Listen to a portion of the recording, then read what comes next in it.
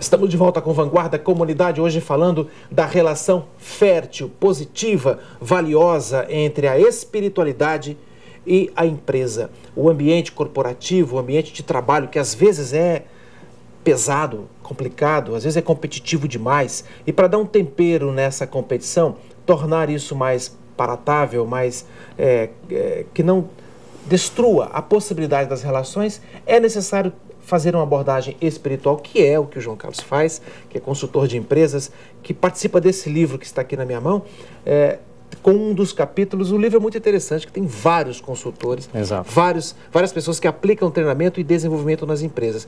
E só você abordou a questão da relação da espiritualidade voltada para a antroposofia. Ótimo. Outros autores se aproximam disso porque falam de harmonia, falam de equilíbrio, falam de melhoria da convivência entre as pessoas, né? Mas você trata disso aí. Como que você foi lá na antroposofia? Por que ela foi a maneira de você trazer a espiritualidade para dentro do ambiente corporativo? Ótimo. Então é muito importante realmente a gente trazer essa origem, principalmente porque não fui eu que criei tudo isso, eu sou um beneficiário dessa abordagem. A antroposofia, e agora multiplicador. E o multiplicador. A antroposofia, ela foi criada pelo médico e pensador austríaco Rudolf Steiner no começo do século XX. Então ele tratou da medicina antroposófica, a pedagogia, que é a pedagogia Waldorf, que é maravilhosa, diga-se de passagem. Exatamente, e da agricultura biodinâmica. E esse movimento desenvolveu também o que é conhecido como a ecologia social. Na década de 70, um professor holandês chamado Bernard Leeuwenhoek, ele criou o NPI, que é o Netherlands Pedagogic Institute. Ele partiu da seguinte reflexão. Instituto de Pedagogia Holandesa. Exatamente. Ele partiu da seguinte reflexão, Abranches. Se Rudolf Steiner utilizou da criação, então a antroposofia, ela significa o homem no universo, o universo para o homem. Como que é essa relação para que o homem possa, como indivíduo, poder usufruir desse todo aí, desse holos. Então, o Bernard Leeuwenhoek fez a seguinte reflexão. Se essa observação da criação, ela é interessante para a medicina, para a pedagogia, para a agricultura, por que não usar isso nas organizações? E a partir dessa abordagem que ele criou, então, o Instituto. Nos anos 80, residia no Brasil um suíço de nome Daniel Burkhardt. E ele foi para a Holanda fazer um curso sobre educação de adultos. Ao chegar lá, ele tomou contato com essa abordagem, voltou para o Brasil e fundou uma empresa para prestar consultoria a partir dessa abordagem. Ele convidou a seguir para trabalhar junto com ele o Jair Mogi, e eles criaram uma empresa que aplica esses treinamentos. E em que consiste? Aí você entrou nessa história toda, gostou do negócio e começou a ser um multiplicador. Em que consiste? Vamos imaginar que eu tenho a minha empresa, estou lá enfrentando as dificuldades de comunicação entre os meus funcionários, alguns até boicotando o sucesso dos outros, enfim, tudo que acontece em qualquer organização. Perfeito. Contrato o João Carlos Rocha para poder aplicar um treinamento para os meus funcionários. O que você faria? Como que seria? Ótimo. Então, só resgatando um pouquinho mais dessa história. Ótimo. Então, o Jair e o Daniel, eles são os grandes difusores dessa abordagem, da aplicação da antroposofia nas organizações, e eles começaram a formar consultores. Então, nos últimos anos, foram formados em torno de 1.000 consultores por eles, pela empresa, sendo que 50 estão realmente atuando como consultores.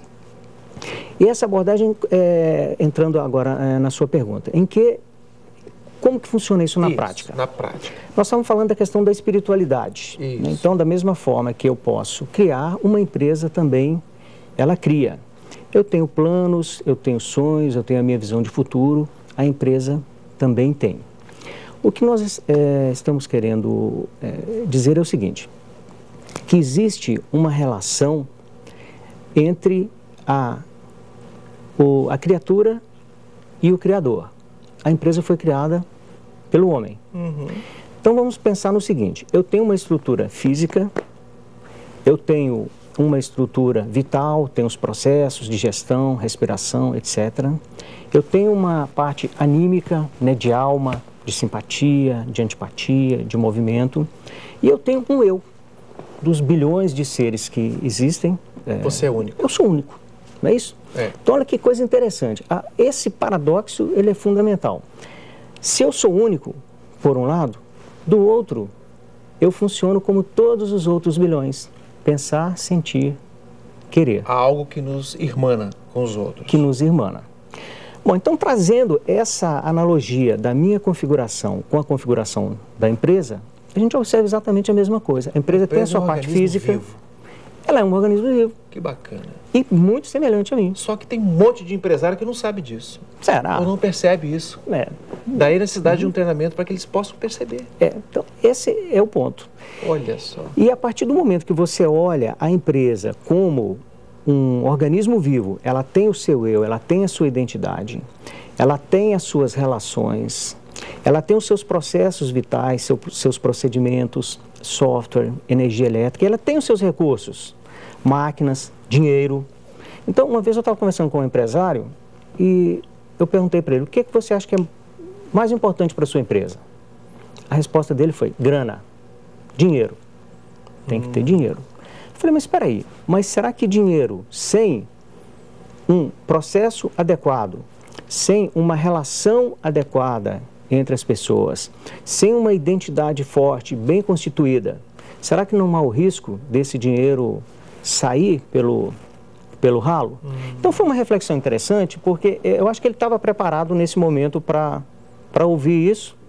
No primeiro momento ele reagiu um pouco, mas depois ele voltou a procurar e nós conversamos sobre. Eu penso até que todo mundo está, de uma certa forma, apto para ouvir isso. Pode ser que não vá reproduzir, fertilizar a ideia na hora, porque não tem jeito. Ninguém resiste a mudar o que é melhor para si. E nessa hora, quando ouve algo assim, é só alinhar os propósitos pessoais com os propósitos da empresa através de uma visão espiritualizada que as coisas caminham.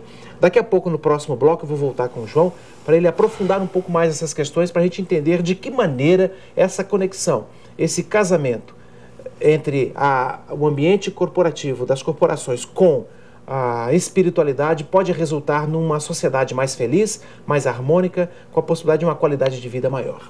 Daqui a pouco, até já. Tá.